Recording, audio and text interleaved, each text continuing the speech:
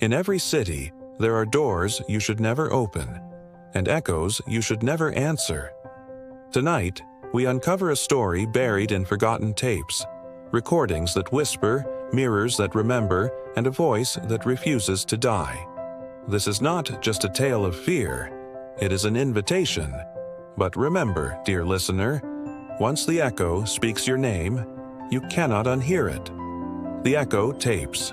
The box that changed everything didn't look like it had any business surviving the trip it had obviously taken. It was the kind of battered cardboard you see tied with twine in old movies, printed with the faded logo of a defunct shipping company and stamped with places that sounded like Dares: Homs, Mosul, Aleppo, H4. Someone had scored a blade along one edge and then thought better of it. The cut had almost reached the tape seam, then veered away, like a decision reversed in the last second.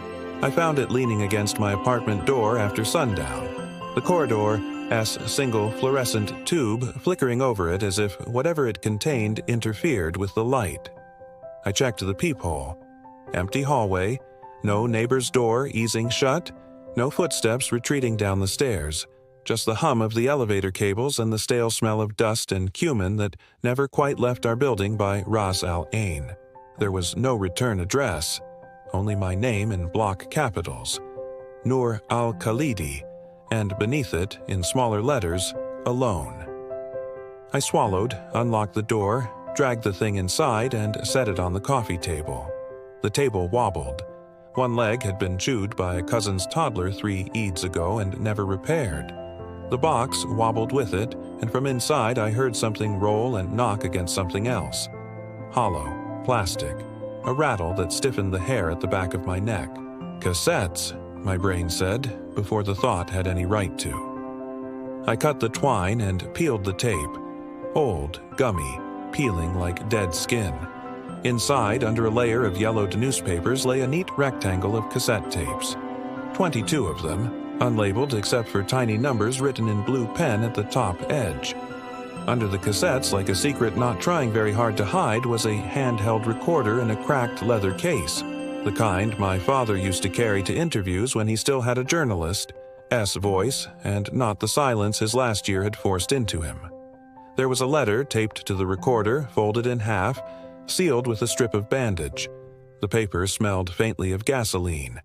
The handwriting was angled and severe.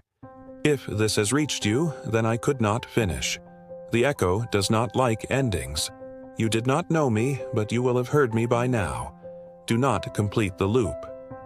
A. I read it twice, the way you reread a joke hoping the punchline had been hiding between the lines. I turned the letter over. On the back, a map sketched in impatient strokes. A street grid I knew. The slope down from First Circle to the museums. The broken back of the stream bed where the municipality had turned water into walkway. 3 X's marked along what used to be the path of the water. Beneath the last X, a single word. Listen. I should have put the lid back on the box. I should have put it in the kitchen, far from any sockets, and run the tap on it until the cardboard collapsed like a drowned lung. Instead, I found myself cradling the recorder in my palms like a newborn animal. Weight heavier than it looked. Warmth it hadn't earned. The earpiece was missing, but the small built-in speaker sat like a mouth that knew old songs. The batteries, impossibly, were fresh. I'm not doing this, I told my empty apartment. My voice made a shape in the air and then vanished into it. I clicked the recorder on. It whirred with the stubborn dignity of old machinery. I pressed play. White hiss filled the room, a gentle sea. I closed my eyes, and under the hiss, something pulsed. Not melody, not words, but the rhythm of a body's patience. Breath, perhaps. Then a scrape, the unmistakable sound of tape that had been recorded over too many times. Footsteps. A cough, someone trying to turn a cough into a clearing of the throat. A voice, low and careful. Test 1. If you're hearing this, then it means the path kept its shape long enough. I'm at the first marker. The water is a rumor now. The echo is awake. I froze. The voice was male, soft vowels, The slightest tremor that could have been cold or could have been fear. It spoke in Arabic, the kind my father used when he wanted people to trust him, the kind that sounded like there was time for everything. But there was a faint oversound, like air through teeth, that felt like English trying to be heard from beneath, syllables not quite aligning with the ones above. A palimpsest of voices in one track. I paused the tape, heart thudding. I'd heard something else. Behind the man's voice, behind the hiss, there had been another sound. A simple, domestic sound no tape recorded in a street could have picked up. It had been the creak of my apartment's bathroom door. I stood very still. The door was exactly where it always was.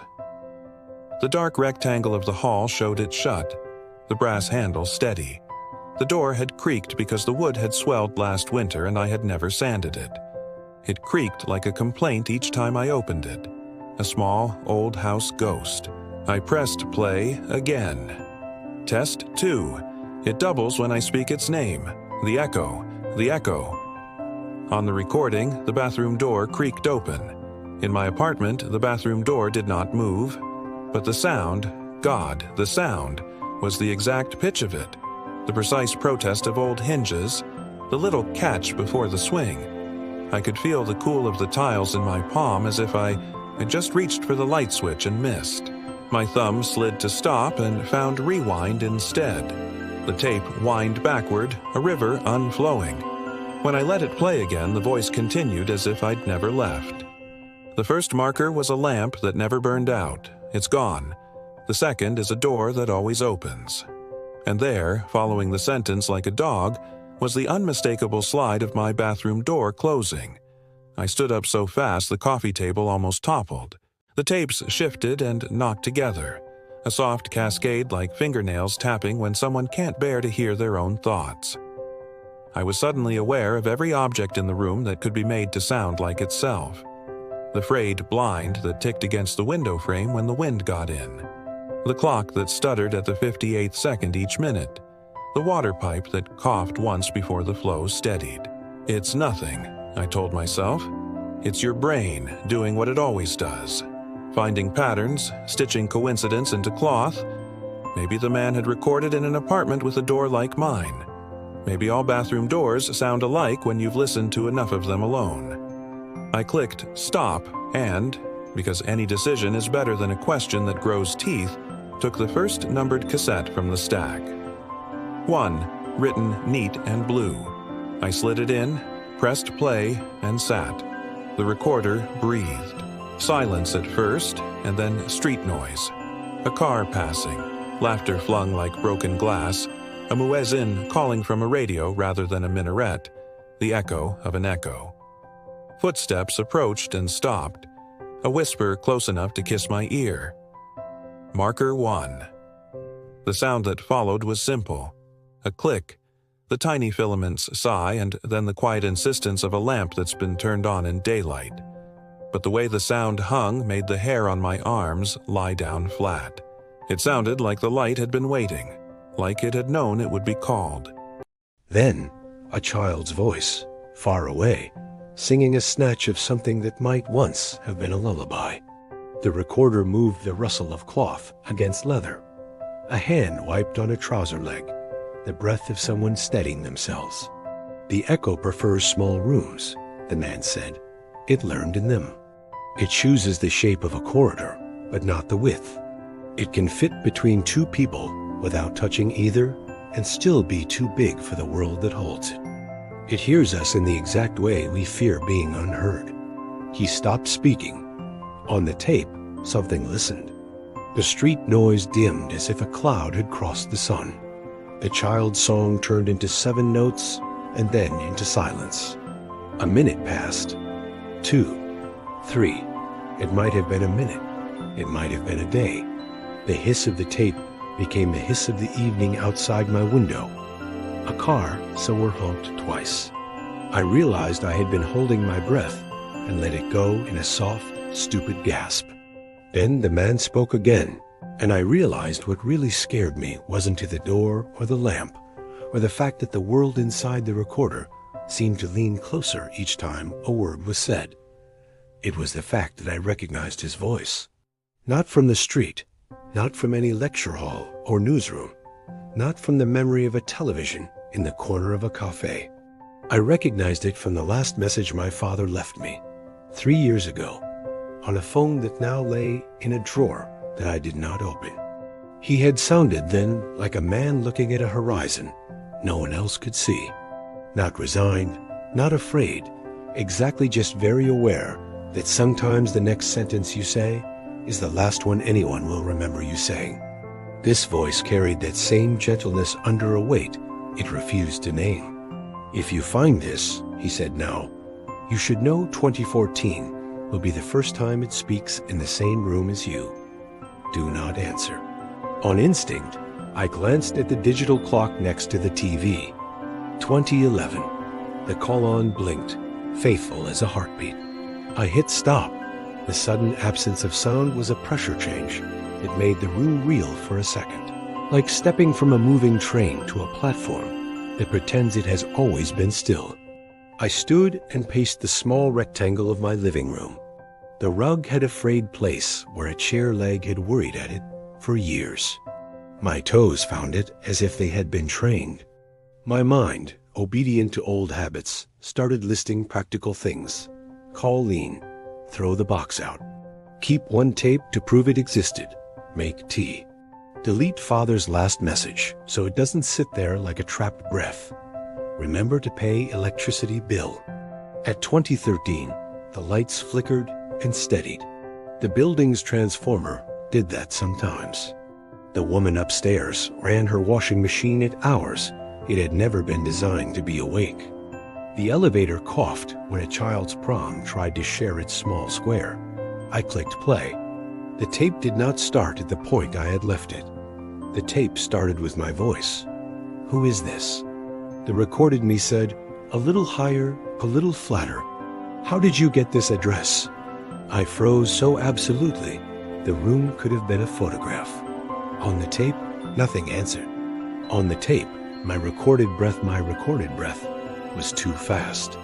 If this is a joke, recorded me said, the bathroom door creaked open. Not on the tape now, but behind me, very gently. The sensation did not begin with my ears. It began with that thin place between the shoulder blades that children trust and adults learn to ignore. The air changed temperature, a degree, maybe two. The tick of the blind pendulumed once and then stopped. On the tape, the male voice, the voice I did not know, indeed spoke as if he were in my hall, as if he could see the degree to which I had become a listening animal. Nour, he said, turn around slowly. It took all the time there was to make my body do what a voice on a tape had told it to do. I turned. My bathroom door, my stubborn, ordinary, ridiculous bathroom door stood half open. The hall beyond it was shadow and tile. The light I had turned off before opening the box now glowed as if it had changed its mind about being off. Inside, the mirror over the sink had fogged with breath that had not come from me. I did not move toward it. On the tape, something like the wind moved across the microphone. The man spoke again, urgently. Do not answer it. The mirror cleared a little, the fog retreating to leave a clean oval through which the bathroom reflected my living room in miniature. The couch, the wobbling table, the recorder in my hand. But the oval did not frame my face. It framed an empty space where I was supposed to be, as if the mirror were remembering me from a world where I had chosen to walk away. A single word wrote itself on the remaining fog, letters tall and neat. Someone who had been taught to take care with his penmanship. Alone. I snapped stop so hard, the recorder clicked like a joint reluctantly returned to its socket. The bathroom light went out, as if offended. The mirror went black. I stood with the recorder pressed against my sternum and felt the mechanical heart of it purr. The silence that followed had a skin. Somehow, in that long minute, my phone found courage. It buzzed with a message from Lean. Lean, still alive, or did the National Museum eat you? She worked late at the museum sometimes. brewing coffee for historians who had confused the night for a problem that only more footnotes could solve. I stared at her message like a drowning person looks at a shoreline he doesn't trust. I typed, "You have 5 minutes to tell me how insane a person has to be to listen to tapes that know your bathroom door's feelings." Then I deleted it and typed, "You at the museum still?" She replied quick, "Half hour." Why? I looked at the map on the back of the letter. 3 X's along a line that had once been water. The last X marked a little rectangle near where the old pump house had been turned into an exhibition hall. A word beneath, "Listen." I didn't answer Lean. I pulled on my jacket, the one with the stitched place at the elbow, where a cigarette someone else dropped had ghosted a hole through it.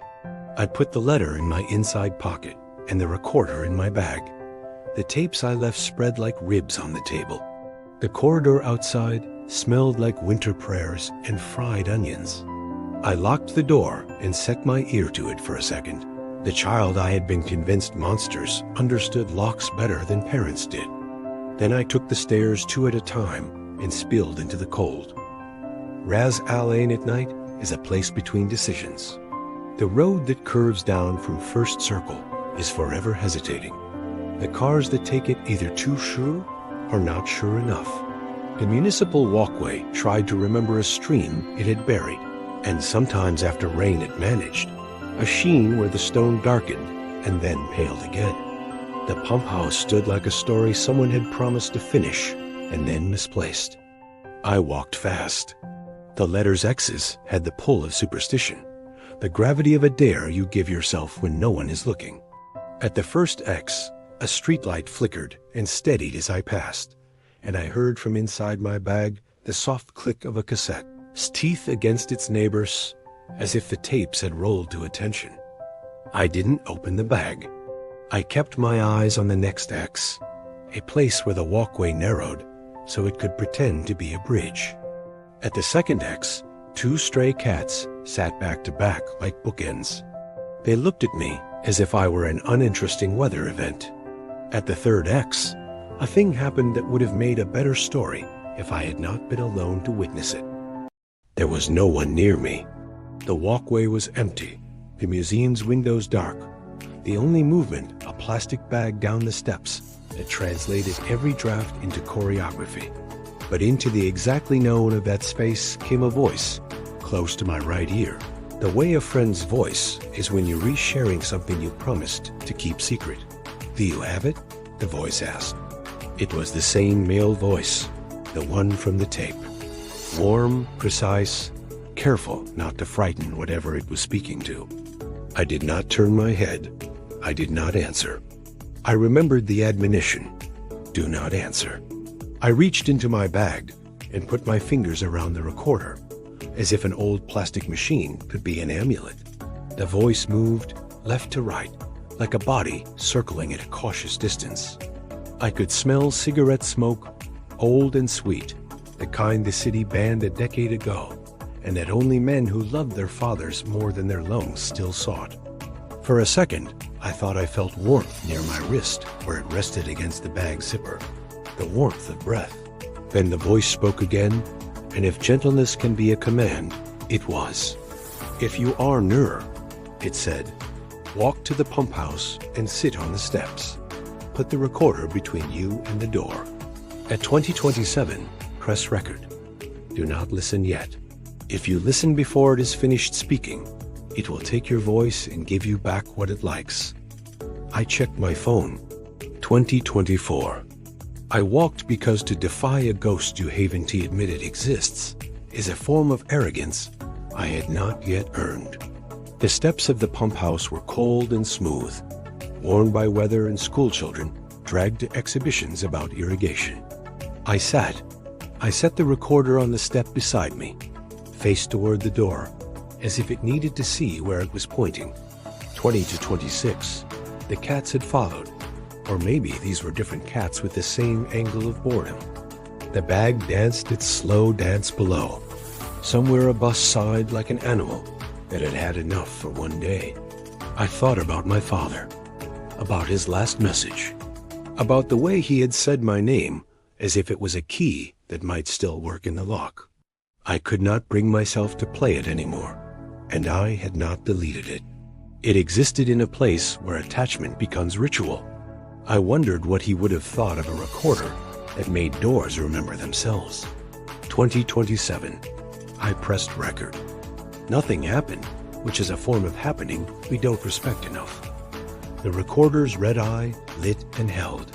The tape inside turned slow and confident. I waited for a word to arrive and tell me who I was if I answered it. None did. The night breathed. Somewhere behind the Science Museum's glass, a display rotated on its motor. A pigeon, late and stupid, flapped its surprise at its own mistake. Then, at 2028 and no seconds I could count, the recorder spoke without me, not out loud, not through its speaker. The little machine made no sound, but the tape, that thin ribbon of future, arrested and let go, fluttered inside my chest. My teeth buzzed.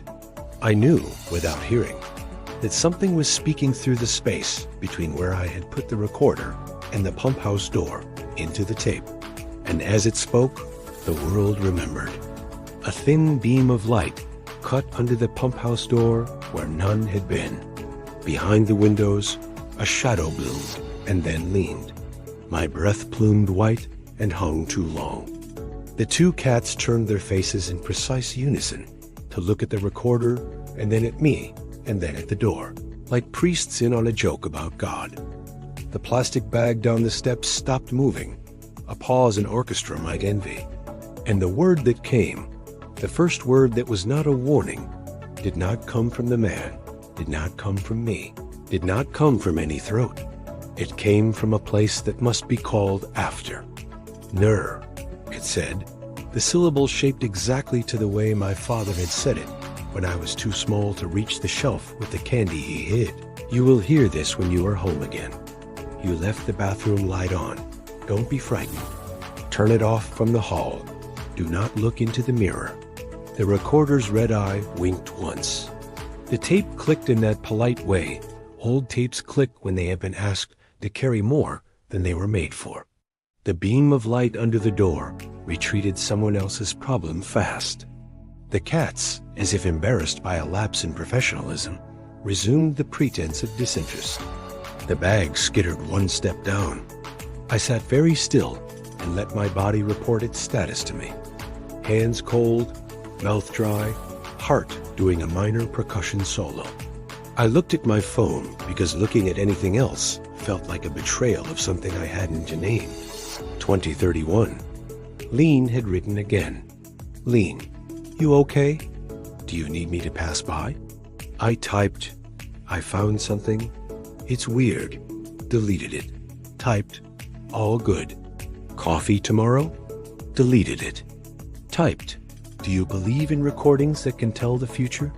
Then I deleted that too and put the phone away because I could not bear to put my fear into letters my friend would carry into her sleep. I picked up the recorder. It was warm, as if it had been sitting in the afternoon sun instead of on cold stone in a night that had decided to be night all the way to its edges.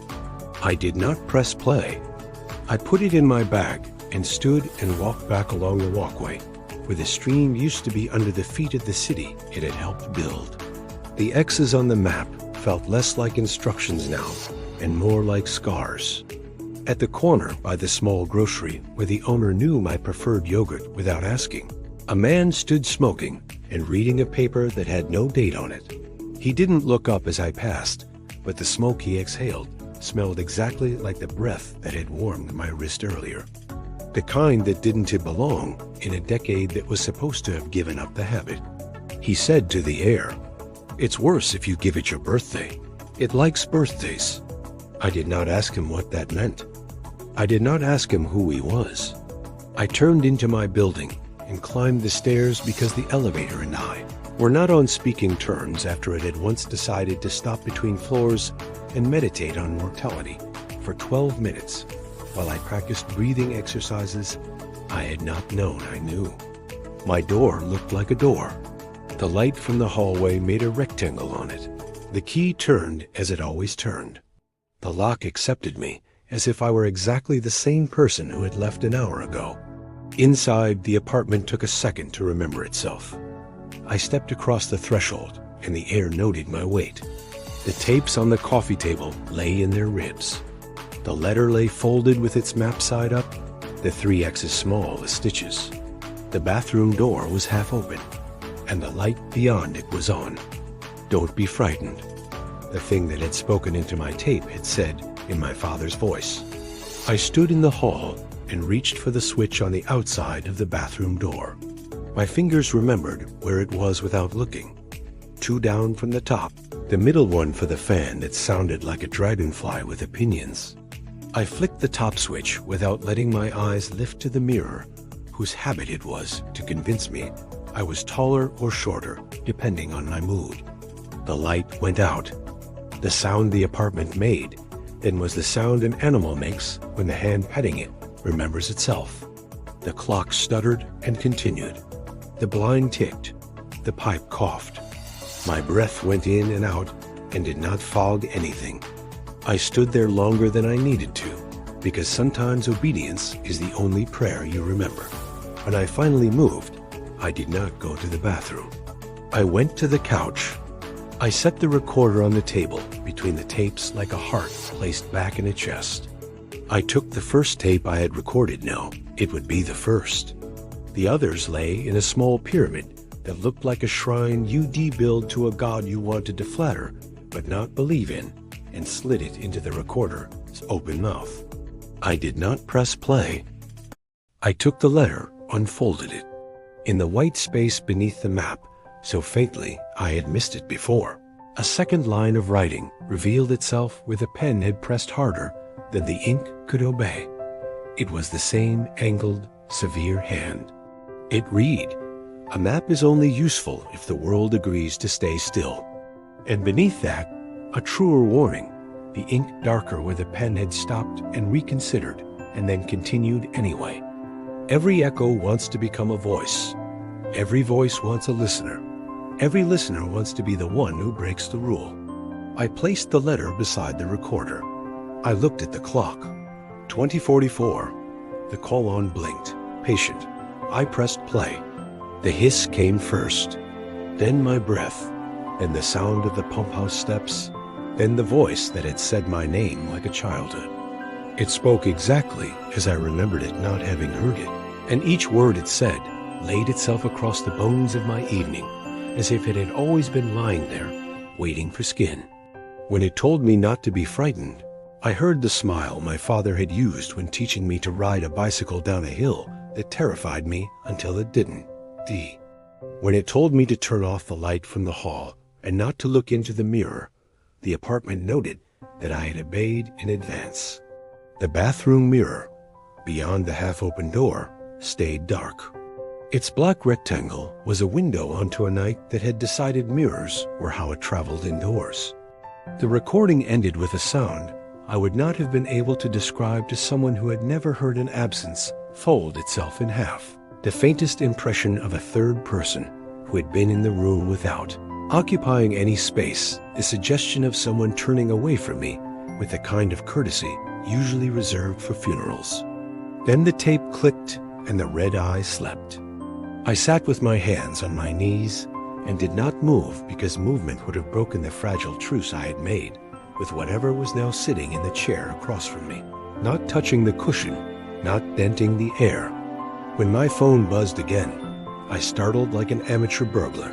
It was Lean, of course. Lean, don't ignore me. You're buying coffee tomorrow for making me worry. I typed back, deal, sent it. Then, because I had never learned when to stop turning a wound's edges between my fingers, I opened the drawer with the old phone and took it out and held it. The battery had been removed, so it would not die from idleness, but the last message lived in it like a ghost in a jar. I didn't listen to it. Not then. Not while the apartment was still a country I might be allowed to live in. I put the phone back, closed the drawer, and finally, stupidly, inevitably, looked up. For a fraction of a second, I saw into the bathroom mirror. There was nothing in it but a smear, the shape you get when you drag your thumb across a fogged surface in a hurry. A simple mark, a child's first attempt at drawing a path. My thumb made the same shape on my knee without my permission. The shape was a curve turning back on itself, a loop almost closed and then left open, like a mouth that had decided not to say what it had been about to say. I stood and switched off the hall light and went to my bedroom and lay on my back and stared at the ceiling until the ceiling remembered it was a ceiling and not a lid. Somewhere in the apartment, on a table with one chewed leg, a box of tapes grew a little heavier with my future. And somewhere down by the pump house, in a building that had traded water for history, a shadow leaned, listened, and decided what it would say to me next. The apartment did not sleep with me that night. Every creak of the wood, every groan of the pipes, carried the weight of a voice that might not belong to me. I lay awake until the edges of the ceiling blurred, and when sleep finally came, it felt less like rest and more like someone had pressed pause on my body. Dreams unspooled like tapes too long for their reels. I dreamt of the pump house door breathing, of mirrors fogging with words, of my father's hand sketching maps he refused to explain. And through it all, one sound threaded, the click of a recorder being stopped before the truth could finish itself. When I woke, the box of tapes was still on the coffee table, obedient as a dog pretending it hadn't chewed the furniture. The recorder sat atop it, red eye dim, as if asleep. I half expected the letter to have changed overnight, for new words to have grown in its margins. But it hadn't. The map still marked 3 X's. The warning still whispered of loops and voices. I made coffee I did not drink. I lit a cigarette I did not finish. By 9 a.m., the air was thick with decisions I wasn't ready to make. That was when the knock came, not on my door, on the bathroom door, 3 times. Measured, patient, the air tightened. I walked to the hallway and stared at the half-open door. Sunlight from the kitchen made a triangle on the tiles, but the bathroom itself was shadow. The mirror inside reflected a sliver of the hall empty, except for me. I said nothing. The silence that followed was heavier than the knock. And then my phone buzzed. It was a voice message from Lean. Her tone was casual, but beneath it, I heard the tightness of someone who had slept badly. Morning. Weird question. Did you, drop off some tapes at the museum last night? I came in early and found a cassette on my desk. Same kind of handwriting you showed me once from your father's notes. Just the number 3 written on the label. No explanation. Should I be worried? Or is this some new art project you're into? The bathroom door creaked an inch wider. Lean's message replayed in my head, every word turning heavier than it should have been. A tape on her desk, numbered, same handwriting. I hadn't left anything at the museum, which meant someone else had, or something else wanted her to listen. I typed, "Don't touch it, I'll explain later." Deleted it. Typed, "Wait for me, don't play it yet." Deleted that too. In the end, all I said was, "Coming by." The street outside was too normal for the way my chest tightened. Traffic jammed near the circle. Kids on their way to school laughed like their throats had never heard silence. And the smell of bread from the bakery mocked every thought ID had since the box arrived. The world had not agreed to pause with me. At the museum gates, the guard nodded me through. He didn't notice the recorder in my bag twitch once. A SM. Inside, Lean waited near the reception desk. She looked pale, dark circles under her eyes. In her hand was a cassette black plastic, edges scuffed, the number 3 pressed in blue ink. No envelope, no explanation, just like mine. "Tell me you're behind this," she said. Her voice was sharp, but her eyes were searching for a reassurance she already knew wasn't coming. I shook my head. It came from the same place as the box in my apartment. She frowned. "Box? I realized I hadn't told her everything. Not about the tapes, not about the letter, not about the voice that had known my name. Lean sighed and gestured toward the break room. Fine, coffee. You're telling me everything. The break room smelled of old grounds and disinfectant. Fluorescent light buzzed overhead, flickering at intervals like it had been cursed. We sat opposite each other, the cassette between us on the table, small as a coin, heavy as a tombstone. I told her about the delivery, the recorder, the letter signed by A, the tapes that mimicked my apartment's sounds, the pump house, and the voice that had spoken with my father's cadence. Lean listened without interruption, only once covering her mouth when I described the word alone written on the fogged mirror. When I finished, she whispered, "And now one shows up here, on my desk." She pushed the cassette away like it might burn her. "What if it's marked for me, not you?" The question hung. The recorder in my bag whirred once, faint but undeniable, as if responding. Lean stared at the cassette like it was a live animal. "I don't want to touch it again," she muttered. Her fingers trembled just from having it near. I reached across the table and slid it back toward me. "It showed up on your desk," I said, "but it's meant for me. How do you know?" She shot back. "Because it's number 3, I said.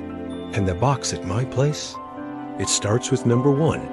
Whatever this is, it's following a sequence. And I think it wants me to keep listening." Lean shook her head. "Or it wants to use you. Maybe it needs a listener, and you've already volunteered." The word struck harder than I expected. Every echo wants to become a voice. Every voice wants a listener. The warning in the letter replayed like a curse. I pulled the recorder from my bag and set it on the table. Its plastic shell caught the harsh light, scratched but steady, like an artifact pretending to be harmless. "Let's test it here," I said. Lean's eyes widened. "In the museum? Are you insane?" "Better here than alone in my apartment," I said quietly. Her jaw tightened. She didn't argue. She just crossed her arms and leaned back, watching as I opened the recorder's mouth and slid in the cassette marked 3.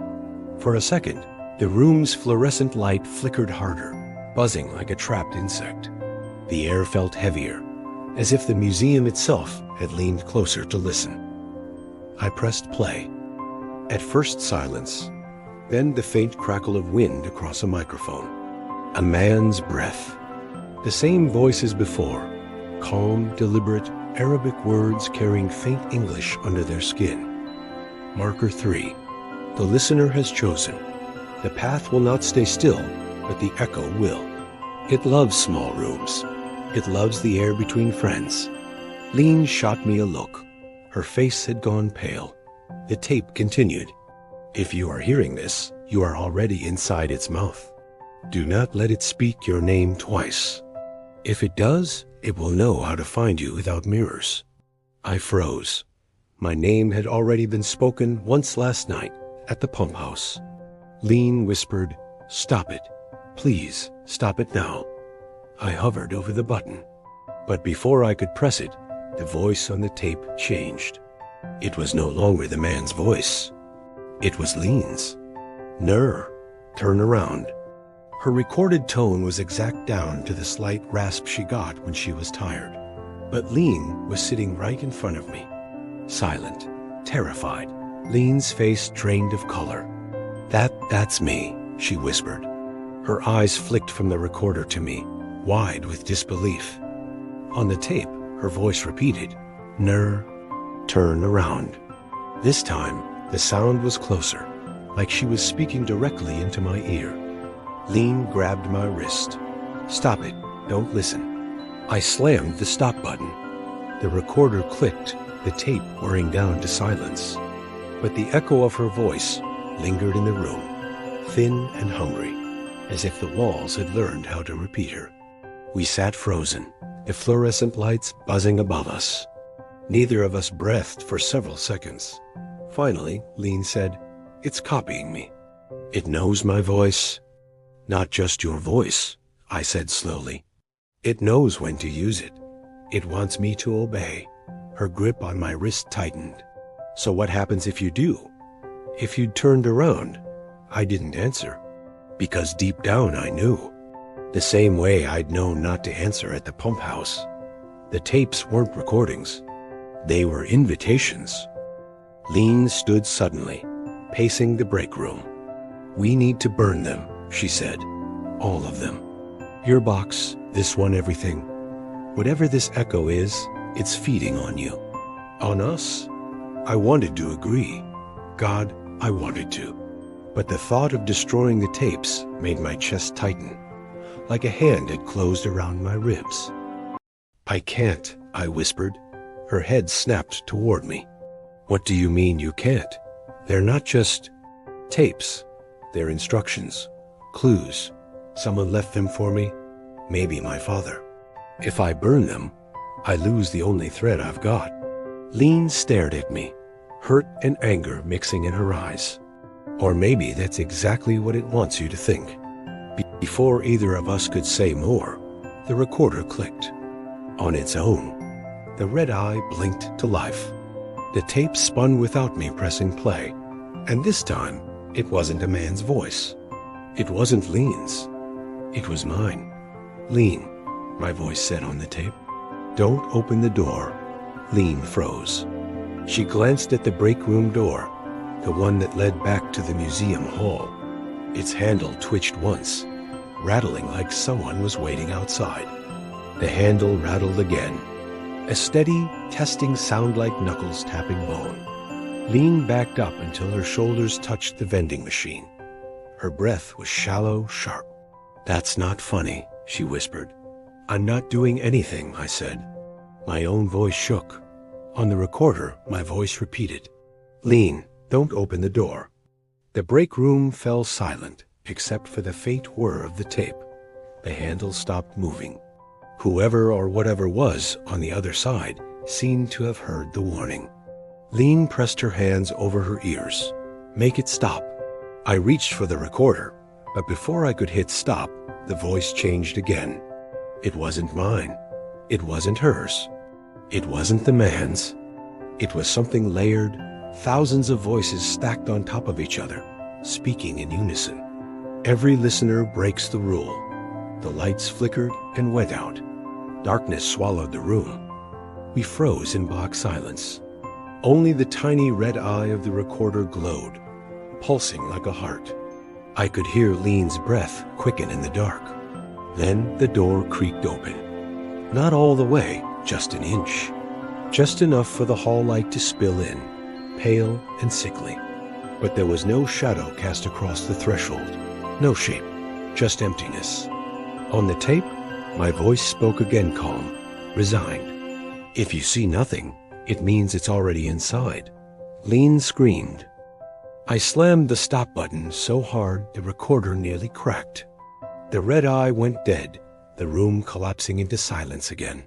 The door to the hall stayed ajar, unmoving. Nothing entered. Nothing left. Lean clutched my arm.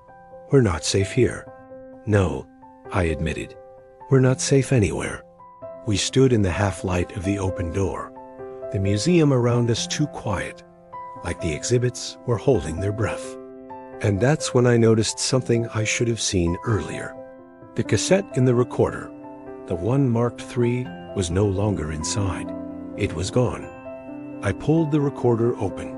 Empty. No cassette. No sign it had ever been there. Lean's hands trembled against my arm. Where did it go? It was just here, I muttered. My chest felt tight, like the air itself had been pulled thinner. We searched the table, the floor, even the vending machine's shadow. Nothing. The cassette had vanished like smoke. Lean whispered, "It took it back." Who? I asked, though I already knew. She shook her head. Not who. What? We stepped into the hall. The museum felt wrong. Too still. The exhibit's glass cases of artifacts, stone statues, fragile pottery seemed to lean inward, listening. Shadows clung to corners, even where light should have reached. Lean gripped my sleeve. Nour, look. On the floor, just outside the break room door, lay a cassette. Not number 3. Number 4. The handwriting was the same severe blue ink, fresh as if written seconds ago. Lean shook her head violently. No, we're not playing it. We're done. But my hand moved before my mind could stop it. I picked it up. Cold plastic. Heavy. Why here? Why now? I murmured. And then I realized something that made my blood run cold. The break room had no cameras. No one could have slipped in without the guard noticing. The only way this tape could have appeared was if it had come through the recorder itself. Lean saw the look on my face. Nour, please. But the recorder in my bag pulsed once, its red eye flickering to life, though I hadn't touched it. It wanted me to listen. It wanted me to keep going. And against every ounce of reason, I knew I would. We carried the recorder and cassette into one of the side galleries, where rows of ancient oil lamps sat behind glass. Their clay mouths were frozen mid-breath, relics of a world that once trusted light to keep shadows obedient. Lean paced like a trapped animal. If you play that tape, I'm leaving. Her voice cracked, but I could hear the steel under it. I held the cassette up to the dim gallery light. The inked 4 glistened faintly, as if still wet. Then go, I whispered. Her eyes widened. You can't be serious. I don't think I have a choice anymore. I slid the tape into the recorder. The red eye blinked awake, hungry. The hiss came first. Always the hiss, like the breath of something pressed too close to the microphone. Then the man's voice, the one I knew and didn't know. Marker 4. The listener has brought company. This is good. The echo feeds better when there are 2. Lean swore under her breath, backing toward the exit. The voice continued. You will want to stop now. That is natural. But stopping does not close the loop. It only makes the loop hungrier. The echo does not forget the names it has spoken. It will find you in silence as easily as in sound. The tape crackled. For a moment, I thought it had ended. Then another voice joined in. It was my father. Nour, if you're listening, I'm sorry. My knees nearly buckled. Lean grabbed my shoulder to steady me. That's your dad? She whispered. I nodded, throat too tight to speak. On the tape, his voice was fragile, like a man recording in secret. I thought I could contain it. I thought if I left the tapes, someone stronger would know what to do. But the echo doesn't want answers. It wants listeners. It wants ears. It wants...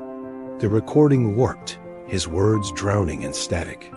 Then, beneath the noise, a single phrase emerged, whispered in perfect clarity. It wants you. The recorder clicked, the tape spinning faster than it should, as if something on the other side of the reel was clawing its way forward. Lean slammed her hands over her ears. Turn it off, Nour. Now! I reached for the stop button, but the recorder spoke before I could touch it. Do not stop me. The voice wasn't male or female. It wasn't one or many. It was inside my skull, vibrating in bone rather than air. The lights in the gallery flickered. One of the ancient oil lamps in its case lit by itself, a thin flame licking up from clay that hadn't known fire for centuries. Lean screamed. The flame inside the lamp burned steady, too steady, as if air itself bent to keep it alive. Its glow warped across the glass case, painting the gallery walls with shadows that did not belong to us. On the tape, my father's voice returned low, broken, desperate. If the lamp burns where it should not, leave. Do not look back. Do not. His words cut off in a scream that dissolved into static. Lean clutched my arm, nails biting through fabric. Nour, we have to get out. But I couldn't move. I was staring at the recorder. The red eye pulsed faster, sensing with my heartbeat, dragging me into its rhythm. For a moment, I felt weightless, as though the museum had fallen away and I was suspended in the hiss of the tape. Then another voice emerged. Not my father's, not the man's, not Lean's. It was mine, but older. Don't run. Not yet. If you leave now, it will follow her instead. Stay. Let me finish this. Lean's face went white. That's you. Nour, that's you. The flame in the ancient lamp flared, then snuffed out, plunging the gallery into darkness. The recorder clicked once like a lock turning, and then silence. We stood there, breathless, the dark pressing against our skin. Lean whispered, "What does it mean, finish this?" I didn't answer, because I already knew. The voice wasn't a warning. It was a promise. The echo hadn't just been recording the past. It was recording the future. The silence in the museum didn't last. Silence never does. First came the tick, not of a clock, but of glass. A faint, deliberate tap, tap, tap, like fingernails against a window. It echoed through the gallery, each lamp case answering the next, until the room became an orchestra of brittle warnings. Lean clung to me. "It wants us to move."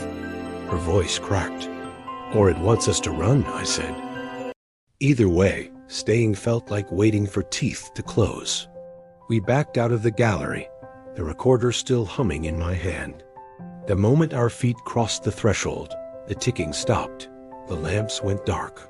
Only one thing remained, the smell of smoke, faint but persistent, as though the flame we had seen had branded the air. We hurried into the main hall. The museum at night was a skeleton of itself long corridors, lined with shadows, exhibits looming like mourners.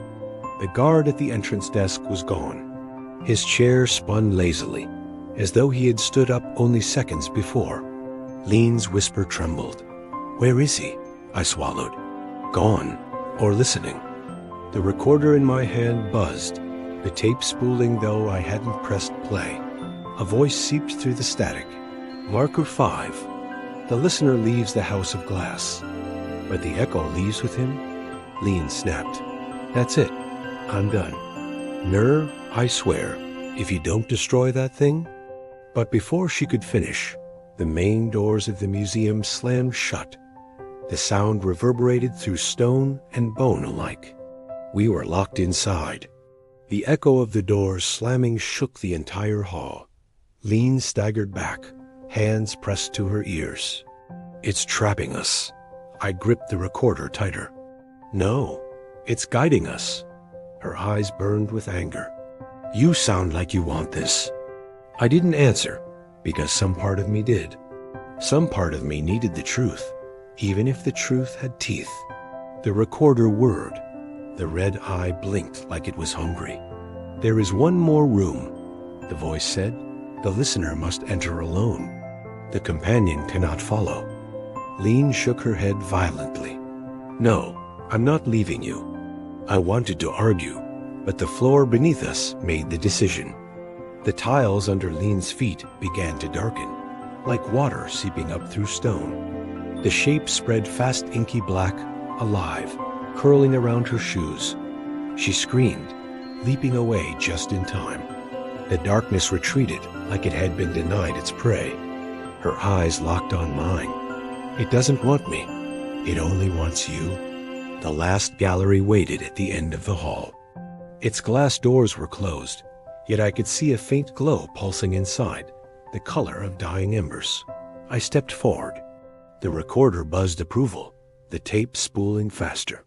Lean grabbed my arm. "If you go in there alone, you won't come out." Her voice broke, but her grip was iron. I forced myself to meet her eyes. "If I don't go in, this doesn't end. Not for me. Not for you." Tears gathered in her lashes, but she let me go. I pushed the gallery doors open. The room was filled with mirrors. Not exhibits, just endless panels, floor to ceiling, arranged like a labyrinth. My reflection stared back at me 100 times over, pale, sweating, recorder in hand. The air smelled of damp stone and faint rot. I took one step. Every reflection moved with me, except one.